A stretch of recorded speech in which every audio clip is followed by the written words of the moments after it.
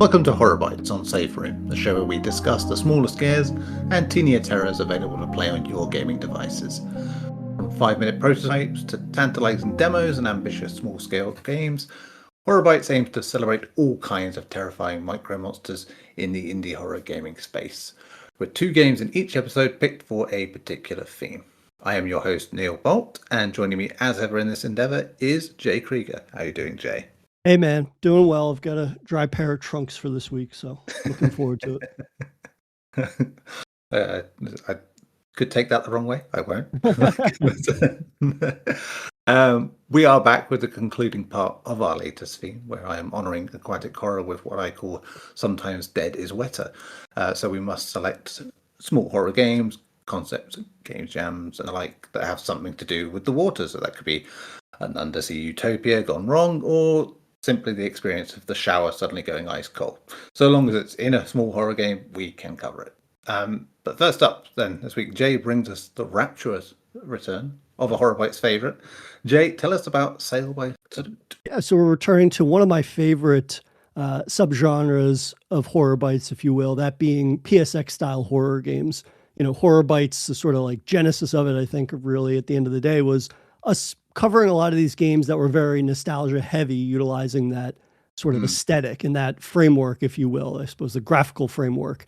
And so to get to play a game this week that is taking something that is more modern and yet still utilizing that PSX graphical style and whatnot and sort of sensibility there within is a cool kind of departure from the types of games that we're typically used to that abide by this genre sort of a constriction, if you will. And so that being Sail by Salute, as you said, which is from developer Bedtime Stories. And I believe we have played and covered the demo of a game for this developer that has come out since, that being Carnival Massacre, which was a tank PSX survival horror style game. So to see them, you know, tackle and be a homage to what is one of my favorite games of all time, BioShock, is sort of like an extra treat this week. So in Sail by Salute, you are exploring the underwater metropolis of Lampshade, which, as I said, is very much inspired by BioShock. It has that Art Deco sort of look to it and whatnot. And naturally, the city has been abandoned all for something that is lurking and stalking the halls of it. You know, in your exploration of it, you have 2 tools at your disposal, that being a crossbow that fires freezing bolts and a hammer to smash your way out of certain situations and whatnot. And so, you know, I think for me, the big thing here is if you're going to say you're going to be a homage to BioShock, then you definitely need to look the part. And I think in that regard, Sail by Salute definitely nails that. As I said, you know, it has that really cool aesthetic that I love of the Art Deco with the ominous nature being this underwater metropolis. And at the same time, like, you can take it a step further with the lighting and having different items found within that are representative of this abandoned society, so to speak. So, you know, you've got like the cigarette machines and they've got the old 50s style advertisements on them, and the furniture and the light fixtures very much abide by, again, that same type of aesthetic. So for an experience that's like 30 minutes long, give or take, for me, what's most important is, do you nail the look and the feel of that? I didn't go into this necessarily expecting something that played quite like BioShock. And even then, I'd describe BioShock as one of my favorite games of all time, but that's not really for how the game plays. It's more about that atmosphere, that sense of place. And I think that Sail by Salute, for all things considered, like, does that fairly well. You know, it doesn't have the same narrative prowess naturally, but I think that it does a good job of having a sense of space, a little bit of that sort of claustrophobic dread. And at the same time, there's like a couple of puzzles along the way that you need to solve while, again, something is haunting the halls, or patrolling the halls rather. So I think for, again, an experience that takes about 30, 40 minutes, this ended up being a game that utilizes that homage nature well. Because we've seen plenty of games that try to be homages, and they're more or less resting on the laurels of successes from what they are, you know, nodding to. And here, I think this does a good job of facilitating both the look and overall the sort of feel of that homage. But yeah, what did you think about Sail by Salute? Yeah, I was wondering how as you said, because it very clearly is inspired by Bioshock. It was a wonder of like, well, I guess how are they sort of making that work in this sort Mm. of demake style that they've got. And you said visually that very good job at replicating that with such a limited set. Which they capture the lighting and the ambience of it all quite well. I think that's the best thing I can say on visually as well. Mm. But I think it's sort of taking that sort of demake approach to everything in terms of like what the kind of game it is, how you go about it, like with the the freezing bolts and stuff Mm. like that, and the hammer. Like it does feel more rudimentary in a way that suits what they're going for, like that, and it feel like just a someone, rather than Mm. like a superpowered someone as you end up being in Bioshock. Yeah, so it's a very different approach to the same sort of setting, if you will, and I like that because the thing you could say about Bioshock and its sequel is like the stories kind of occupy people who are not normal like that in terms of Yeah. what so to have someone who's a bit closer to home, a bit more grounded, it's I'm surprised we didn't kind of see that like that. I know Mm. probably because of the time it came out, maybe it would have been seen as being lesser somehow to have a character that doesn't have all those abilities. But yeah, I would have really been interested to see that kind of game in Yeah. that kind of setting. And so yeah, this is refreshing in that regard, and I think it Mm. was a really smart idea, to sort of go about it. It's very simple. Mm. Like it's an experiment that's done really, really well. I think the best thing you can say is that they've managed to sort of distance from the influence to the game they've actually made in terms whilst making it very recognizable the way. So yeah, I can imagine if you went in expecting it to be a literal remake of Bioshock, you might be disappointed, but Mm. I'm not going to be disappointed because I do like that they've made something that is very different. Mm.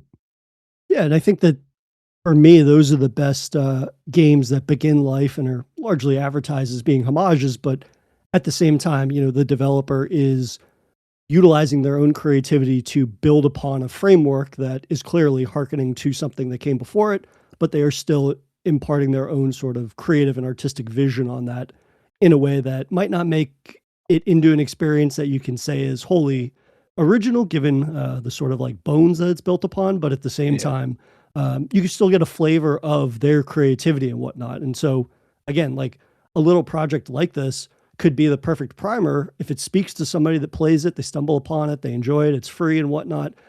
Hey, cool. Now I'm going to go check out the rest of their catalog. And oh, what's Carnival Massacre? That's their $5 or £5 game that came out over the summer. Maybe I'll give that a go. And like, Hmm. these are the types of primers for introductions to, up and coming developers that I think are so important. And that's why we love doing Horror Bytes so much, right? Yeah, exactly. That's it. It gives a. I wouldn't have expected to see something like this and come out of it realizing I wanted more from something else because of it. So yeah, that's it's a nice sort of complementary way to go about things when you're sort of being very heavily inspired by something. Mm, absolutely. Yeah, so that is our first game, but we will be back with our second pick right after this. Welcome back. So for my pick, I too have picked a game from a developer that we have previously featured on Horror Bytes.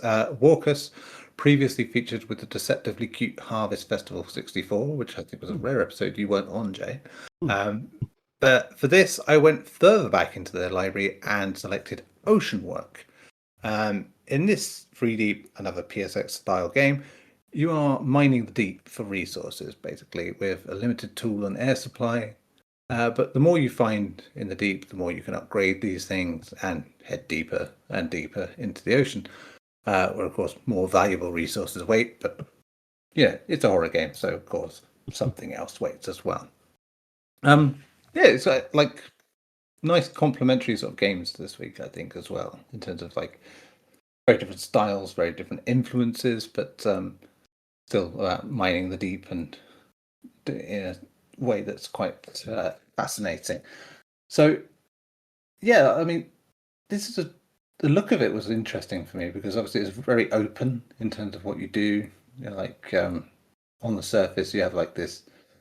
basically a walkway, effectively, and it's reminiscent of Subnautica, I guess, but like in a very sort of pared back thing of like building a way to get out of here and earning credits in this game's case. But yeah, like it's a lot of like going around tapping on stuff, simple as that to begin with. And yeah, it takes in like many sort of workplace sort of job horrors that we've covered before. You have to sort of go through the routine a bit, then you kind of get a hint at something more. But I think because of the setting and how like inky black and how very little you can see into the distance underwater, it really does capture that great thing about like underwater horror in like a big open spaces that can feel claustrophobic and intimidating to go deeper.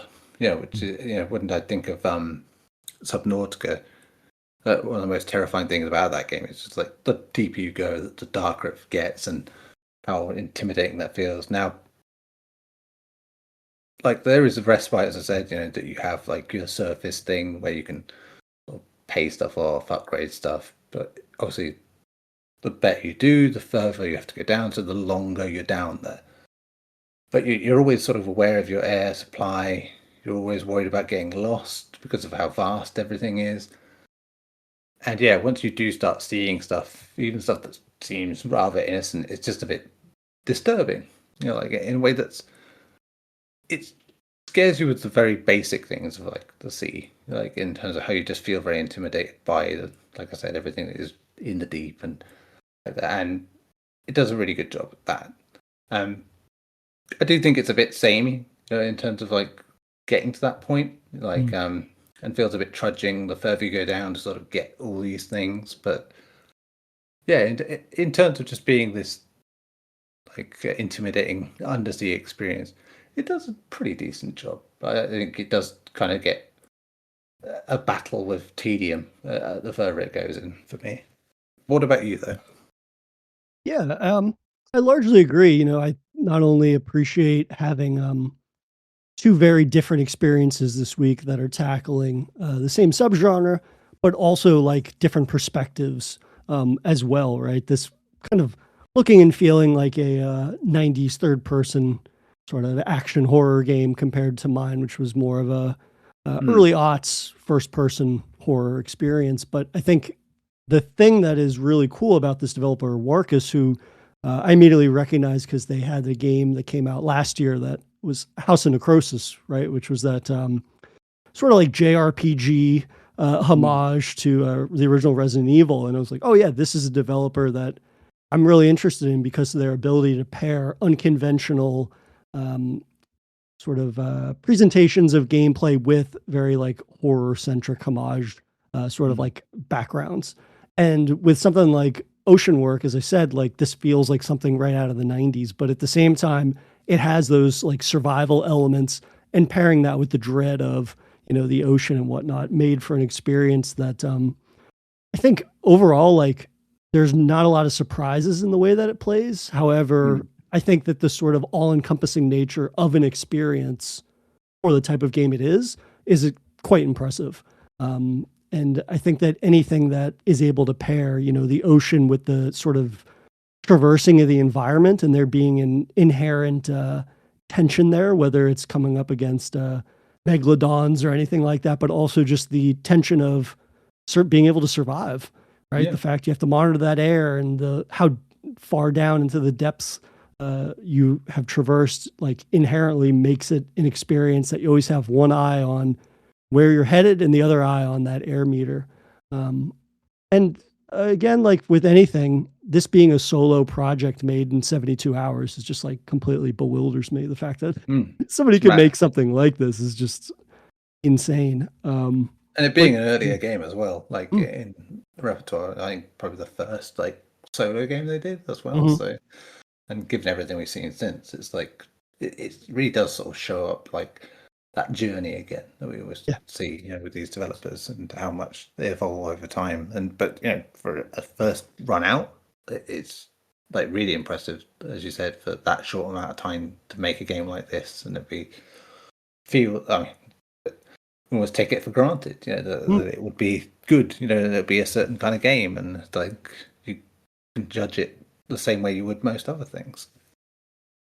Yeah, I think that again, like the developer journeys that we get to follow with Horror Bytes, and oftentimes picking up a game off of a whim. Sometimes it's following up with the developer, but I think just like this instance, we haven't covered their most recent game that I mentioned, but we are starting at their sort of origin, if you will. And if anything, that kind of just like inspires us to go back and check out other early games or check out their most recent game. But yeah, I think in this developer's case in general, like seeing them progress over the years and their homage style is like tied to an era of game, not always a specific game. And I think that this game, your pick for the week, is definitely an example of that. And if anything, it makes me now want to go back and play House of Necrosis because, there's plenty of games we missed from last year. And I think for me, that's going to be one of the ones I prioritize now this year.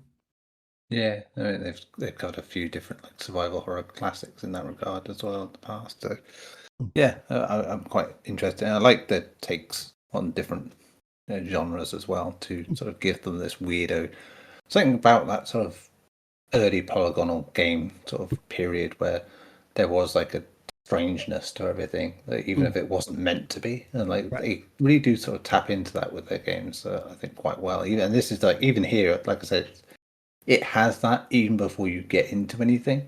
Like it just has that mood and that atmosphere of like this doesn't feel right. And it's I think the low res graphics kind of help in that regard. Yeah, they really do just make you feel a bit it's surreal. When we were talking about Resident Evil games and we talked about the original feeling a bit out of place, in terms of how it looks. I mean, that in itself does feel a bit odd. Now it's like it looks terrible objectively if you're like looking at it next to like the remake, but because of the style it has, it does just feel like very surreal for a horror game, and even that's like unnerving in a different way. So it's like, yeah, I think games like this kind of capture that sort of greatness of that early sort of polygonal sort of style. Yeah, I was reading an interview recently with the developer, and they were talking about the sort of imperfection of older graphics, and I found that something they said really resonated with me, and this game is a great example of that. In that things that are imperfect, in this era of more modern games, things look very pristine and refined to a degree that a little bit of something is lost. And I think it's that unease which you're talking about. For me, like when I play something like this and it has that sort of like imperfection to it, I don't know, it makes it feel like, oh, okay, someone else was here previously. And it makes this feel like a little bit more lived in a way that I just really appreciate. And it creates that unease, even if something like this is not, overtly horrifying. I think that still like that exploration, that unease really lends itself to the survival aspects that are found within. So that ends up being something that I think kind of like elevates what is already a strong foundation, but it just makes it that much more sort of like uncertain and kind of like bolsters the tension there within. Yeah, absolutely. As ever, by the way, you can find the links to these episodes games in the description. But that is all we have for this week. So thank you again, Jay, for talking about these short horror games with me. If you, the listener, have a short horror game, a demo, game jam entry, proof of concept that you think we should be highlighting, or maybe you wish to sort of suggest a theme for an episode or two, Jay here will show you how. So we can always be reached by email, saferoompod@gmail.com for recommendations of games we should cover, thoughts on the show, and on all social media platforms. Feel free to follow us at SafeRoomPod, that being Twitter, Instagram, Blue Sky, YouTube, etc. And of course, we're on all podcast platforms, Safe Room Podcast. Fair enough. We will be back with 2 more small-scale horror games and a new theme in 2 weeks.